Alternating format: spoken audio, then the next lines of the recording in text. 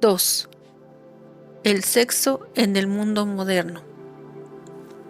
Antes de entrar de lleno en el tema, tal vez no resulten inútiles unas breves consideraciones sobre la época en que se ha escrito este libro. Todo el mundo conoce el papel que desempeña el sexo en nuestra época, hasta el punto de que actualmente podría hablarse de una especie de obsesión sexual. Nunca, como hoy en día, se ha puesto tan en primer plano el sexo y la mujer. De mil formas distintas, la mujer y el sexo dominan en la literatura, el teatro, el cine, la publicidad, en toda la vida práctica contemporánea. De mil formas, la mujer es exhibida para atraer e intoxicar sexualmente al hombre sin cesar. El striptease, que se vería destruido por la desnudez inmediata, completa y descarada, tiene el valor de símbolo que resume todo cuanto en los últimos decenios de civilización occidental se ha desarrollado en todos los terrenos bajo el signo del sexo. Por supuesto que los recursos de la técnica se han empleado al efecto. Los tipos femeninos más particularmente fascinantes y excitantes ya no solo se conocen como antes en las zonas restringidas de los países en que viven o se encuentran. Cuidadosamente seleccionadas y puestas de relieve a toda costa a través del cine, la revista, la televisión, las revistas ilustradas, etc., actrices, estrellas y misses se convierten en focos de un erotismo cuyo radio de acción es internacional e intercontinental, del mismo modo que su esfera de influencia es colectiva, incluyendo también capas sociales que entre otros vivían dentro de los límites de una sexualidad normal y anodina. De esta moderna pandemia del sexo que hay que destacar el carácter de celebridad. No se trata de impulsos más violentos que solo se manifiestan en el plano físico, dando lugar, como en otras épocas, a una vida sexual exuberante, no inhibida y a veces al libertinaje. Hoy, el sexo más bien ha impregnado la esfera psíquica, produciendo en ella una gravitación insistente y constante alrededor de la mujer y del amor. Se tiene, así, como tono de fondo en el plano mental, un erotismo que presenta dos grandes características. En primer lugar, una excitación difusa y crónica, prácticamente independiente de toda satisfacción física concreta, porque dura como excitación psíquica. En segundo lugar, y en parte como consecuencia de ello, este erotismo puede llegar incluso a coexistir con la castidad aparente.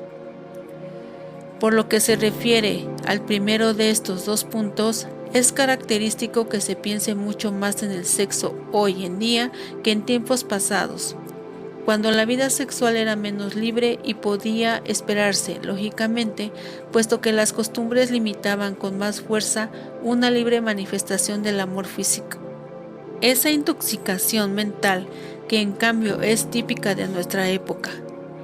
El segundo punto remite sobre todo a ciertas formas femeninas de anestesia sexual y de castidad corrompida en relación con lo que el psicoanálisis denomina variantes autísticas de la libido. Se trata de esas muchachas modernas para las cuales la exhibición de la desnudez, la acentuación de todo lo que puede hacerlas provocativas para el hombre, el culto a su propio cuerpo, los cosméticos y todo lo demás representan lo esencial y les proporcionan un placer traspuesto que prefieren al placer específico de la experiencia sexual normal y concreta, hasta provocar para con esta una especie de insensibilidad e incluso en ciertos casos de repulsión neurótica. Estos tipos femeninos pueden calificarse precisamente entre los focos que más alimentan la atmósfera de lujuria, celebrizada, crónica y difusa de nuestra época. Tolstoy le dijo una vez a Gorky: para un francés, lo primero de todo es la mujer. Es un pueblo extenuado, deshecho. Dicen los médicos que todos los tísicos son sensuales, dejando aparte a los franceses, lo cierto es que la difusión pandémica del interés por el sexo y la mujer caracteriza a toda época crepuscular, y que este fenómeno de la época moderna es, pues, uno de los numerosos fenómenos que nos muestran que esta época representa la fase más avanzada, terminal, de un proceso regresivo. No podemos dejar de recordar las ideas formuladas por la antigüedad clásica a partir de una analogía con el organismo humano. La cabeza, el pecho y las partes inferiores del cuerpo son en el hombre las sedes respectivas de la vida intelectual y espiritual, de los impulsos del alma que van hasta la disposición heroica y finalmente de la vida del vientre y del sexo. Les corresponden tres formas dominantes de interés, tres tipos humanos, tres tipos, cabe añadir, de civilización. Es evidente que hoy en día, a consecuencia de una regresión, vivimos en una civilización en la que el interés predominante ya no es el interés intelectual o espiritual, ni tampoco el heroico o referido de algún modo a expresiones superiores de la afectividad, sino el interés infrapersonal determinado por el vientre y el sexo, hasta el punto de que amenazan en convertirse en verdad las desdichadas palabras de un gran poeta que dijo que el hambre y el amor serían las dos grandes fuerzas de la historia. Actualmente, el vientre constituye el trasfondo de las luchas sociales y económicas más típicas y calamitosas. Tiene por contrapartida la importancia adquirida en nuestros días por la mujer, el amor y el sexo. Otro testimonio nos lo proporciona la antigua tradición hindú de las 4 edades del mundo, en su formulación tántrica. Según ella, la característica fundamental de la última de estas edades es de la edad oscura. Kali Yuga es el total despertar, es decir, el desencadenamiento de Kali, hasta tal punto que domine esta época. En lo que sigue, nos ocuparemos a menudo de Kali, en uno de sus principales aspectos. Es la diosa no solo de la destrucción, sino del deseo y del sexo. A este respecto, la doctrina tántrica formula una ética e indica una vía que se hubiese reprobado o se hubiese mantenido en secreto en las épocas anteriores: transformar el veneno en remedio. Pero si se considera el problema de la civilización, no cabe hacerse hoy ciertas ilusiones por lo que respecta a perspectivas de este tipo. El lector verá más adelante a qué plano se refieren estas posibilidades aquí mencionadas de pasada. Por ahora, únicamente hay que constatar que la pandemia del sexo es uno de los signos del carácter regresivo de la época actual.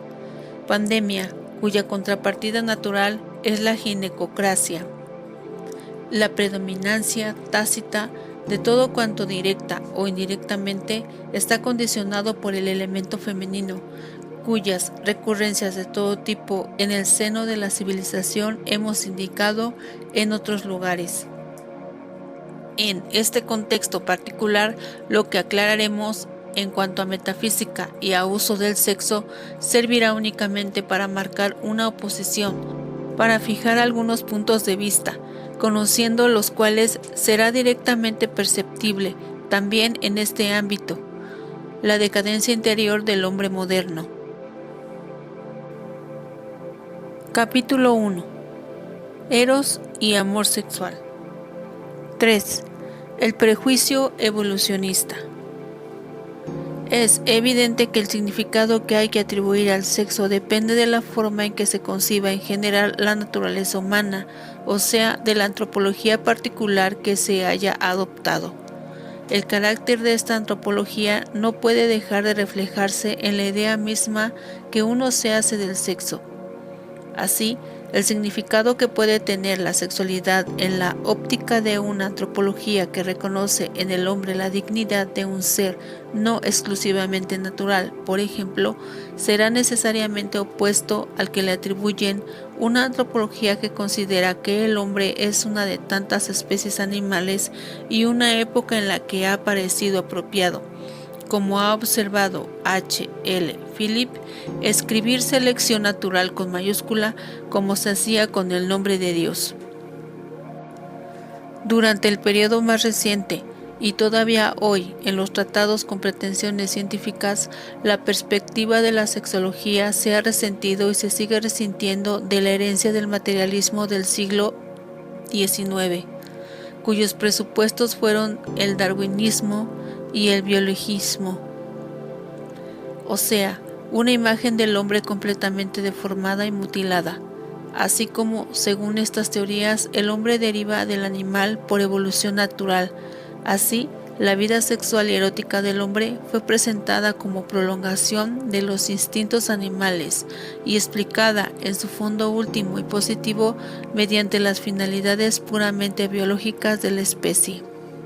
De este modo, se afirmaba también en este campo la tendencia moderna a reducir lo superior a lo inferior, a explicar lo superior mediante lo inferior y en este caso a explicar lo humano mediante lo fisiológico y lo animal.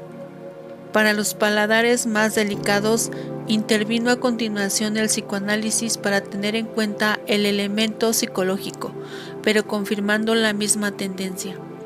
En efecto, para la antropología psicoanalítica, el fondo del hombre lo constituye siempre un elemento prepersonal e infrapersonal. El mundo de lo inconsciente, del instinto, del ello, de los arquetipos arcaicos que remiten a una ancestralidad primitivista. Y en función de este fondo o trasfondo, suponen los psicoanalistas que pueden explicarlo todo cuanto en el hombre era anteriormente considerado vida psíquica autónoma, y muy especialmente cuando además se trata del amor y el sexo.